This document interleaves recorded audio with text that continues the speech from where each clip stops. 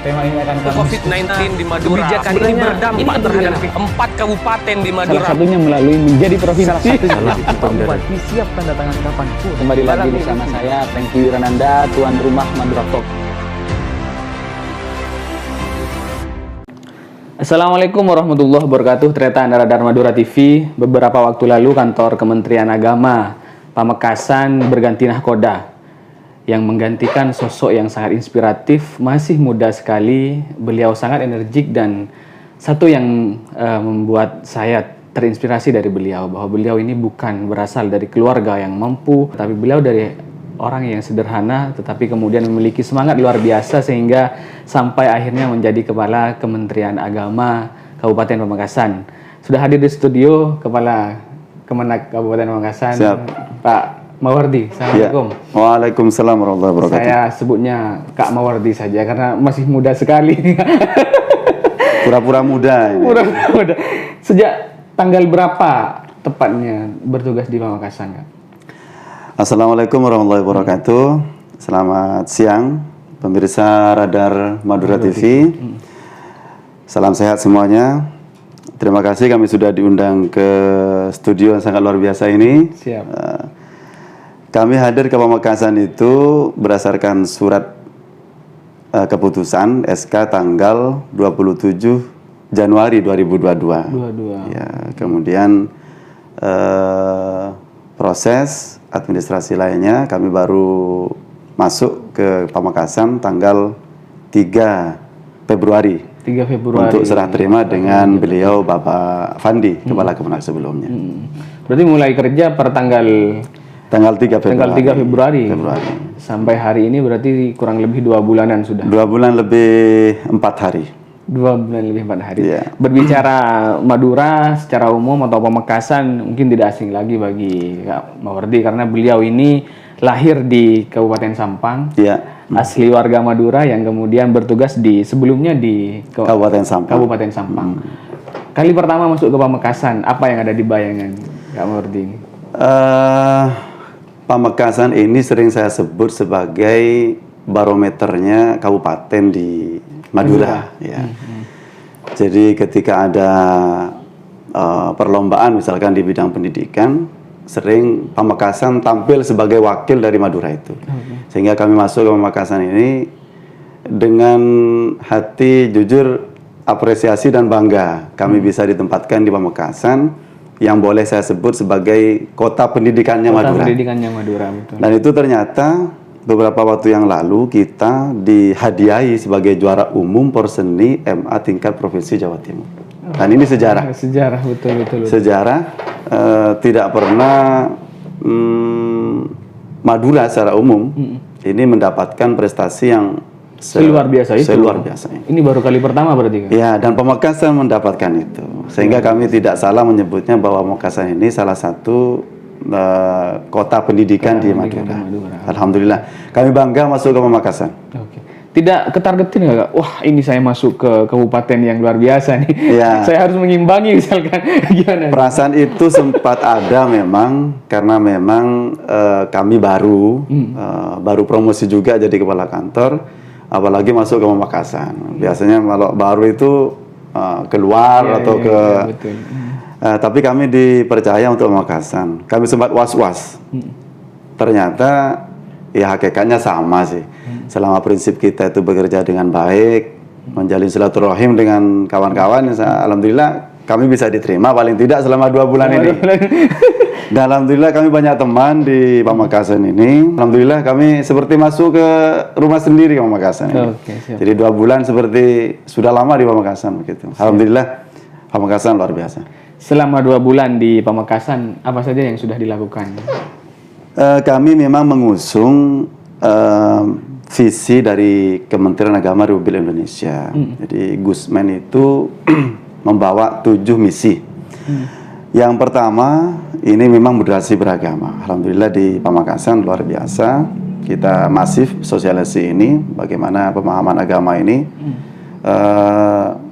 Agama yang wasatiyah. Jadi tidak ekstrim kanan atau ekstrim kiri. Dan itu sudah kita lakukan melalui penyuluh-penyuluh kami.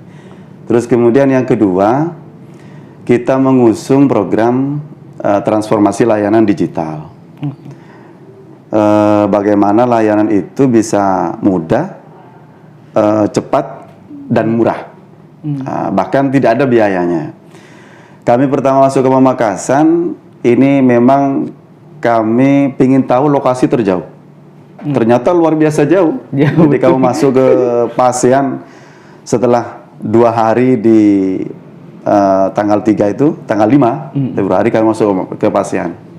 Kami sempat berpikir waktu itu, Pasean ini masih masuk NKRI apa enggak ya? Karena saking susahnya jalan. Iya, betul. Dan itu ternyata di sana ada madrasah Ibtidaiyah negeri yang sangat luar biasa. Negeri kan? Negeri, Min 2 kita itu ada di Pasean.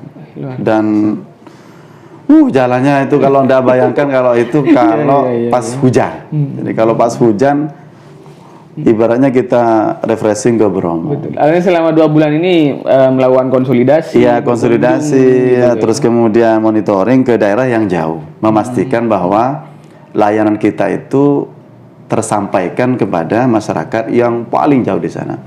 Maka kemudian kami usung transformasi layanan digital itu. Artinya nanti setelah aplikasi kita siapkan, ini masih dalam proses 95%, masyarakat tidak perlu lagi ke kantor. Kalau hanya butuh sekedar surat seperti rekomendasi yang 1 lembar itu, terus kemudian surat undangan, terus kemudian yang lain yang simpel-simpel itu tidak perlu ke kantor. Dan ini sudah kita praktekkan. Izin majelis taklim yang hanya proposal 7 lembar itu cukup diupload PDF, selesai. Dan hari itu juga kita buatkan izin operasionalnya. Nah, ini salah bentuk pelayanan digital yang kita usung, cepat, mudah, dan gratis, tidak ada biaya. Terus kemudian yang ketiga, karena sudah by system ya kan? program yang kita usung juga ini Kemandirian Pesantren.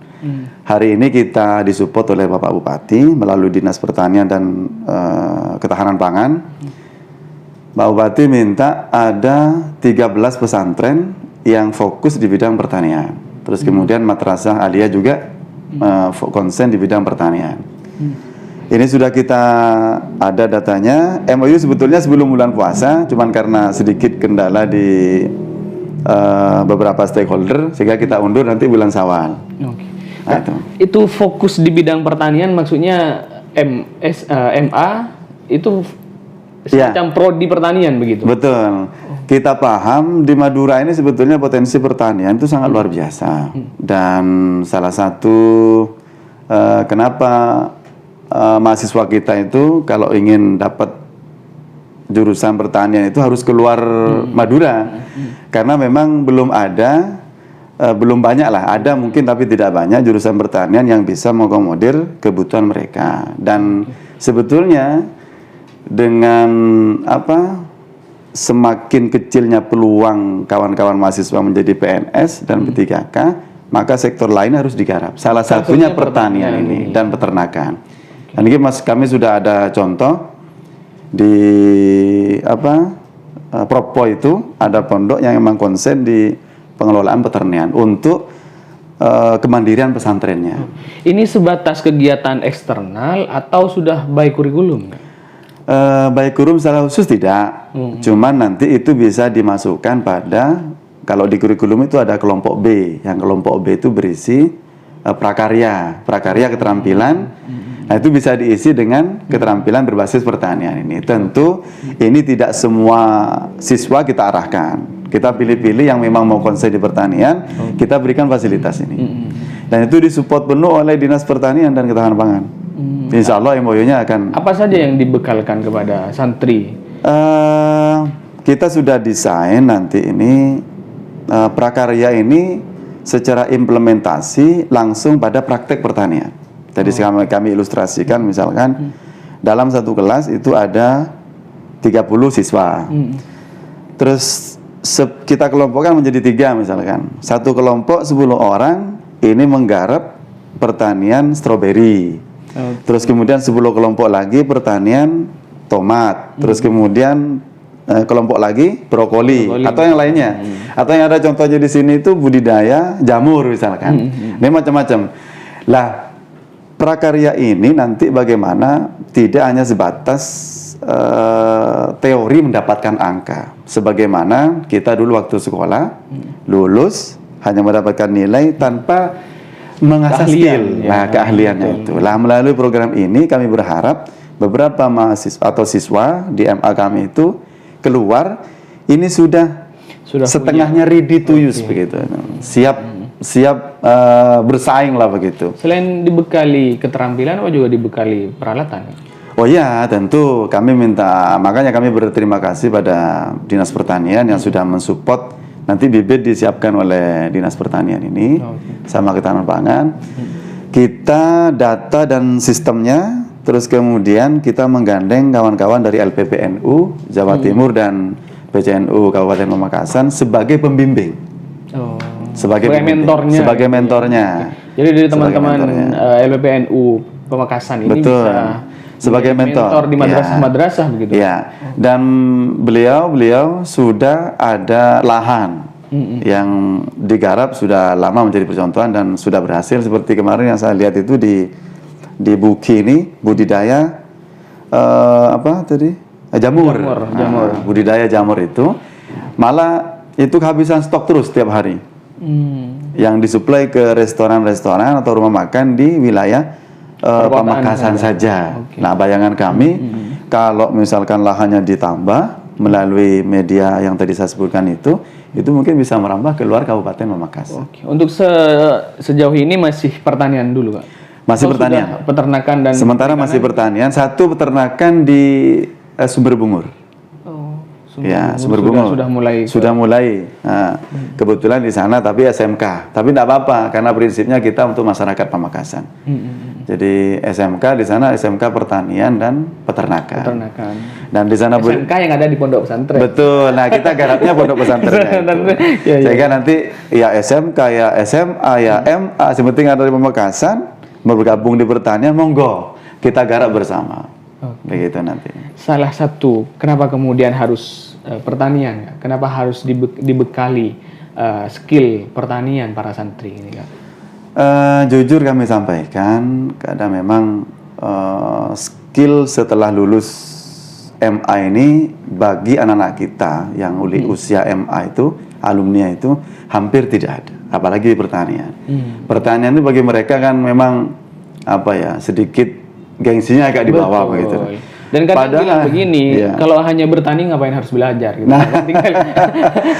Enggak juga, karena bertani modern itu beda bertani dengan zamannya saya dulu. Nah, itu yang ingin disampaikan sebenarnya, betul. Jadi itu istilahnya rekayasa genetik pada pertanian ini perlu dikembangkan untuk era modern ini. Sehingga misalkan bertani tidak harus mencangkul, bertani tidak harus di lahan sawah.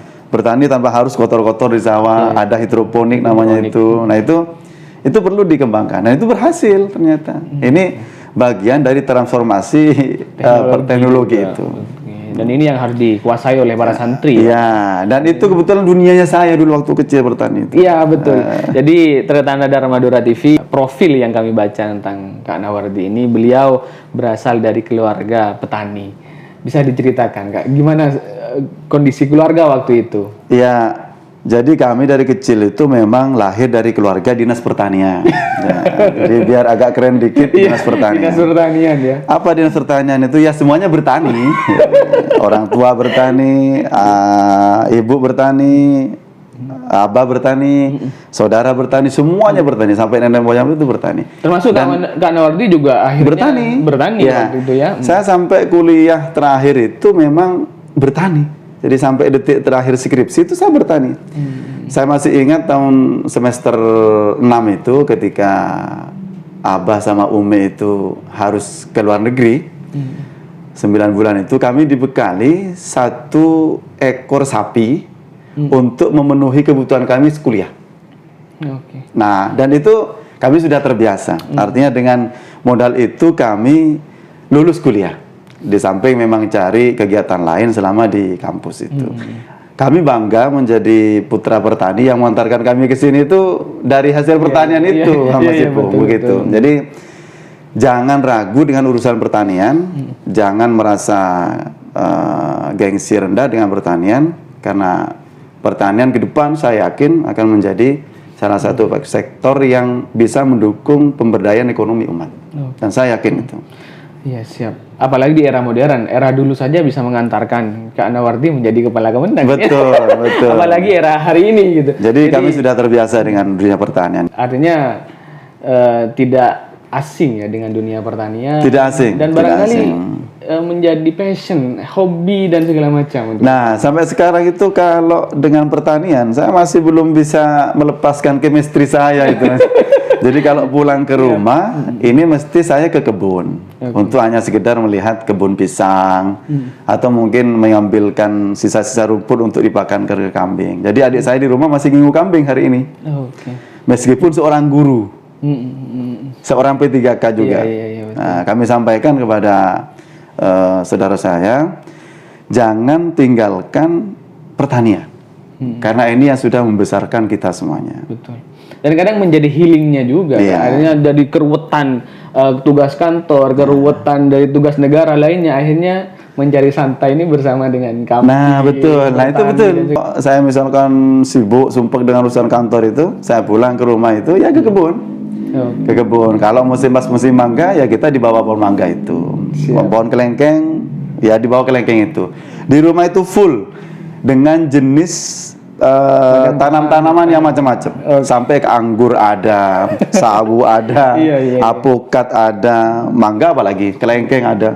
Tapi ketika musim panen luar biasa. Luar biasa. Kita harus beli kemana-mana gitu kan. Dan kita harus bangga dengan itu. Saya justru kadang miris kalau banyak lahan-lahan terbuang, dan itu kita jumpai setiap kali saya berangkat ke kantor itu di Karangkini itu lahan banyak kosong. Padahal itu bisa disiapkan untuk lahan pertanian produktif. Dan itu yang kita garap mulai sekarang ini. Alhamdulillah support dari Dinas Pertanian luar biasa. Di Pamekasan ini sangat banyak sekali pondok pesantren kan. Betul. Jumlah santrinya juga sudah sangat banyak sekali. Ini ketika dimanfaatkan untuk mengelola lahan pertanian ini pasti hasilnya luar biasa juga nih Kak. Luar biasa, dan contohnya sudah ada. Nah, contohnya sudah ada salah satu. Ini bisa menjadi program continue lah nanti di. Iya betul. Kan bayang kita itu begini.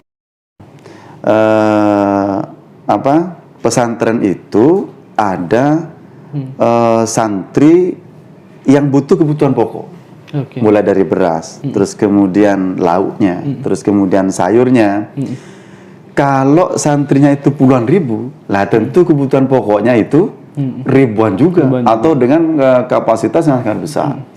Lah saya membayangkan bagaimana kalau misalkan pondok yang besar ini semua kebutuhan pokok itu dikelola secara mandiri oleh pondok pesantren. Swasembada. Sehingga ini akan menjadi semacam inkubasi bisnis lah istilahnya. Secara tidak langsung. Karena perputaran keuangan itu akan ada di pesantren itu sendiri ketika bahan-bahannya sudah disediakan. Betul. Yang sebelumnya mereka misalkan harus belanja keluar, kulaan keluar, tapi ini difasilitasi dari internal pesantren. Bahwa itu akan menjadi sumber ekonomi yang sangat luar biasa untuk pesantren. Sepertinya akan jadi program besarnya Kemenang. Betul. Saya optimis kalau yang ini. Apalagi ini didukung oleh dinas terkait, terus kemudian dari LPP juga mensupport luar biasa, maka mentornya kami optimis itu akan. Dan pesantren-pesantren pasti antusias menyambut program ini. Insya Allah. Jadi paling tidak ini percontohan untuk awal. Ada 13 pesantren di masing-masing kecamatan itu, terus kemudian ada 13 MA di setiap kecamatan. Jadi satu kecamatan, satu pesantren, dan satu MA. Siap, ditunggu lagi terobosan-terobosannya. Siap, insya Allah. Masih 2 bulan, sudah luar biasa sekali. Insya Allah, insya Allah. Jabatan ke depan masih panjang, insya Allah. Dan terobosan-terobosan luar biasanya kami tunggu, Kak. Insya Allah, insya Allah. Insya Allah. Terima kasih waktunya telah menyempatkan hadir di studio Radar Madura TV, Kak. Semoga perbincangan ini menjadi perbincangan yang mengedukasi masyarakat dan kemudian menjadi informasi yang utuh kepada masyarakat sehingga bisa mengambil hikmah dari program-program yang akan disampaikan oleh Kantor Kementerian Agama Kabupaten Pamekasan. Mungkin terakhir closing statement, Kak. Terima kasih untuk sebagai closing statement kami. Ke depan ini peluang pemberdayaan anak-anak kita itu tidak hanya bertumpu kepada menjadi PNS atau P3K atau yang lainnya. itu sudah semakin dikecilkan oleh pemerintah karena pemerintah mendorong bagaimana siswa itu lebih kepada multi intelijennya. Jadi tidak hanya pada sektor satu sisi intelijen saja, tapi pada multi intelijen yang 8 itu. Semua sektor ke depan harus bergerak untuk sama-sama membangun masyarakat yang berkualitas. Begitu salah satunya dari sisi pertanian ini. Besok sisi perdagangan, besok lagi sektor olahraga dan lain semacamnya. Tentu akademik juga tidak boleh terlupakan. Terima kasih. Kami sudah diundang ke Radar TV, Radar Madura TV, Pamekasan. Luar biasa, sukses. Siap, terima kasih. Sekali lagi terima kasih terhadap Radar Madura TV. Akhiran billahi fi sabilil haq wallahul muwaffiq ila aqwamit thoriq. Wassalamualaikum warahmatullahi wabarakatuh.